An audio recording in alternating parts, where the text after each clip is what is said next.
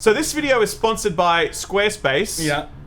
You know what else has squares? Tell me. Controls architecture. And games in general usually have squares in them. Polygons. Yes. Don't mention polygons. Oh, no. Anyway, Squarespace. Back to the video. Okay, so guys, review time. Okay, YouTube's favorite show. We have been recently playing Control. Okay, now I didn't know much about this game. To be honest, I know it's crazy. I did not know much about Control. I mean, look, to be fair though, it's actually kind of flown quite under the radar. Even though it's a Remedy game, which has a huge pedigree behind it, there hasn't been a lot of marketing. It is an Epic Games exclusive. Ooh. Epic Games bad. You can get it on the Windows Store as well, but you can't get it on Steam. It just feels like there hasn't been a lot of hype or marketing behind it. So I think anyone could be forgiven for not really knowing much about it or knowing that it was even on the way. But anyway, we played it. I finished it. Sam has played a good decent amount of it. So this is impressions for me. Yeah, about 10 minutes of it. Impression for me, review for Ralph. Let's get into it after the drill.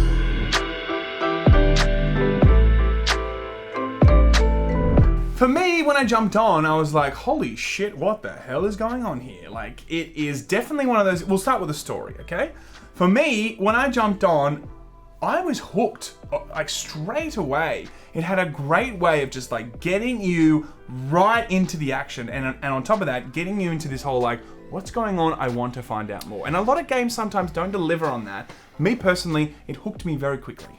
Okay, I sort of agree with what you've said there. Like, it does hook you in the beginning. Because I think it sort of sets down this foundation of, like, you're stepping into the paranormal. Like the and FBI office, FBI, really. X-Files. Yeah. It's got some sort of, like, Twin Peaks influences where it's got some weird shit injected into there. It has a vibe at the beginning where you're like, ooh, you're really going to take me on a weird, trippy journey here. This is going to be great, okay? But I do feel as though that story is really fumbled throughout the duration of the game. And like, it really breaks down more and more as time goes on. So in particular, I think characterization and voice acting and facial animations. What did you think of those? When I looked at the janitor, I was like, holy shit, there is something really kind of... For me, I don't think I had seen such a great mocap. You know, it looked fantastic with him and his... I mean, you could barely understand him. He has the best accent. The weirdest, greatest accent. But like, that kind of stuff in the game was really making me go, great. This is really immersive, and it's definitely giving me kind of top-notch, graphics that I really wanted to see. I agree with you on the janitor. Sure. He is this weird figure in the game that seems like he doesn't even belong in the game because he's so good. The rest of the facial animations in this game are so bad, particularly the like NPCs, like, so not the main character, she's okay, but some of the other facial animations from the rest of the game are atrocious, and you're like, dude, it's like Mass Effect Andromeda, but worse. And the voice acting as well is super wooden and just boring. None of the NPCs have anything interesting to say. The main character herself, she keeps cutting to this inner monologue. I don't like that which is real so sharp forced. camera angle. Yeah. And that whole thing that, like, there's a certain time where you know she's speaking about a particular character. And it constantly showed like a visual representation of who she was speaking about. It's like, I get it, it was a bit too on the nose all the time, but I do feel that the actual dialogue was a bit wooden, and it was very much like, it was like, I know what you're already saying, stop saying it so obviously. Yeah, you know? I think that a game like this, where it's trying to be interesting, suspenseful, a thriller, a mystery, it really needs to just say way less than what it's actually saying. Yeah. It's constantly just giving you all this expository dialogue and just forcing everything into your face, and you're like, come on now, it's too much, you know? So I think as well, so that progresses on and you get a story that you think, oh, this could really build up. When some of the biggest moments in the story hit, they absolutely fizzle out. The ending is such a massive letdown, like, holy shit, it just is, I think, terrible. I really believe that the story in this game had great promise, but it doesn't deliver. In contrast to stuff like The World, if you spend the time reading all of the lore entries and you learn about this space, it's incredible. Like, they've built a really amazing universe here, and I hope they come back to it with more games because I love it so much, but the story did not deliver on the potential of that Definitely, world. look, I'm definitely coming from the point of view, as a lot of gamers will, they'll pick this game up and play a decent amount of it.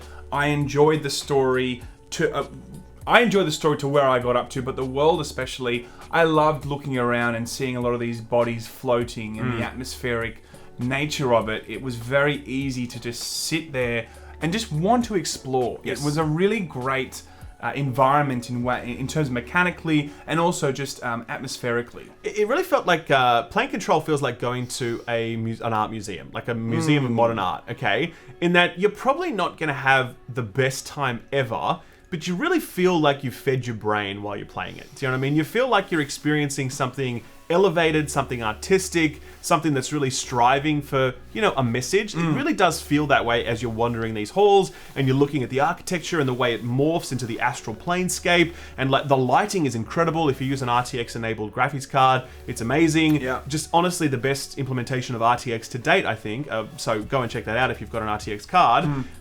But yeah, the world design itself I think is really stand out, and I would say it's worth checking out this game just to explore this world, because it honestly is that good. Yeah, I think the visuals of that is incredible, what they've done in terms of how it does tell a story sometimes just through visuals, or just through a character that almost looks like it's being projected into a room, but he's, you know what I mean? Like there was a lot of interesting ways that a guy was smoking, but it was just a silhouette, or the psychological aspect to it in the way that it was integrated into the environment. For me, was like, it felt like Arkham Asylum when you are versing the Joker. The Scarecrow. Joker, the Scarecrow, exactly. Yeah. A lot of that, a lot of the time, but it was always welcomed. It wasn't too much, in my opinion, and it was just a fantastic way to tell you more about the world and the story. Yeah, for sure. I think the overall genius of the game, on top of the world design, is the combat though. Like the combat is really, really superb. Obviously, Remedy, Max Payne 1 and 2, Alan Wake, Quantum Break.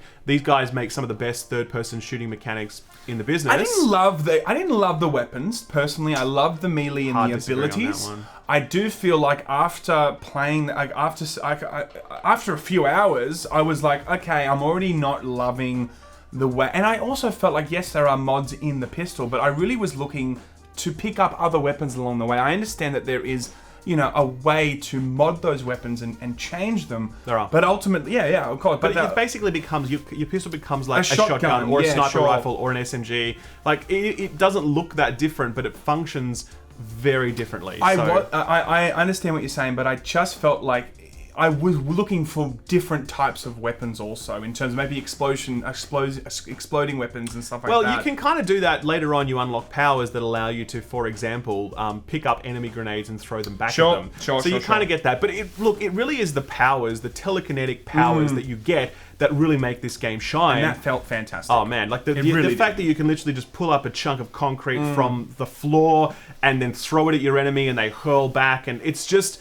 that rhythm of combat where you're using your gun until it runs out of ammo, and then you're switching to your powers, but later on you can levitate, you can pick up stuff to use as a shield, you can just, it's just fucking cool. And the destructibility of these environments, oh my god, like, I don't think I've ever seen better destruction in combat than what this engine does. Like, it's absolutely nuts when you just pick up something and then just like wash it over a space and destroy papers and desks and they go flying. Like, amazing. It felt like it really carries the game, I think, in many regards. It felt like Overwatch when you're waiting for the gates to open. You get the whole area can just be completely demolished, like computers and all this kind of stuff. Way more than that, though. Yeah, but you know what I mean? Like, it felt like nothing was off limits, and it really felt great to, you know, complete an entire room of killing a lot of enemies. You look around and you're like, this room now is being affected by this combat. For sure. And it's really cool, and you're right, you don't really see a lot of that. A lot of games try and implement that, but like, it's so clear cut, you can see the blocks that have been taken out. Where this really went to the next level of like making you feel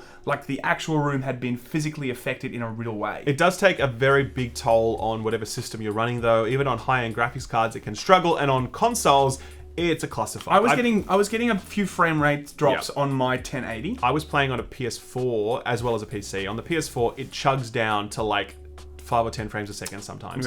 Really bad. So I feel as though if you're someone that wants a stable frame rate, don't buy Control, you will hate it, because it often chugs down when the action gets really heated, because the engine is just so demanding. Are we sure that there wasn't going to be some final, because we played it prior to launch, are we sure there wasn't some final patch to smooth all those things out? Everyone's saying this as well. Everyone's getting this issue. Okay, so yeah, buyer be warned on that one. Look, overall, this is like it's like a 10 to 15 hour game, okay? So the way to play this is to take your time with it and really read the lore entries and soak up the world, because you're not going to get anything great from the story. In fact, I think it's quite a letdown.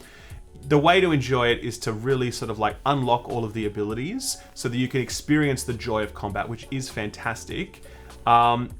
And yeah, don't have the highest expectations. I feel like if you look at this game's individual components, like its world design, like the destructible environments, like the third-person combat, like the lore, and you look at those individual bits, you're like, these are incredible. These are some of the best you find across all of video games. But if you look at the whole package, I think you walk away from it just feeling like it was pretty good. Look, not amazing, just pretty good. If you're looking to jump on and play a decent amount of it, like I did, I don't think that you're going to walk away and feel overly tired from the experience. I was looking forward to more. I felt like the environment, I felt the story itself, and I feel like the overall combat, it all was a nice package to sit there and play several hours of. For sure. And that's where I think that I'm definitely coming from the point of view of, if you're looking to just play this thing and enjoy it for several hours, great. If you're looking to maybe, 100% it, maybe from what Ralph is saying, it's not going to be a game that you're going to thoroughly enjoy. Yeah. I loved playing it though. I really enjoyed playing it, and it didn't get tiresome for me for the point I got up to. Yeah, I would say this feels like a wait for sale kind of game, in the sense that it's $60.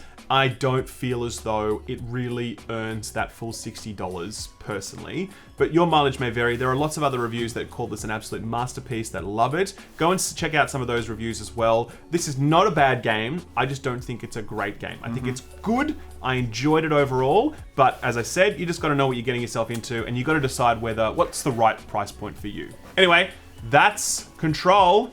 You know what's absolutely the right price point for you, Sam? Tell me. Squarespace. Is it now? Why is it the best? Because it has... I don't know why. Why is it the best? Because it offers amazing tools to create websites for whatever you want to do, Sam. What's a website you'd like to create right now on the spot? Improv. Yes, go. Anthem fan appreciation page. Okay, that's right. So if you want to make an Anthem fan appreciation page, you can put it together in just minutes using Squarespace, using their drag and drop templates, which are extremely intuitive. They also add things like comment sections if you want to add that. They've got analytics at the back end. They've got all sorts of stuff. And if you click the link in the description below, you can get a 10% discount on your first purchase. Because Layman's got you. Because we've got you guys. We've got you. We love you. We appreciate you. Squarespace has us. We have you. Yes. Thanks very much, everyone. We'll see you next time. See you later.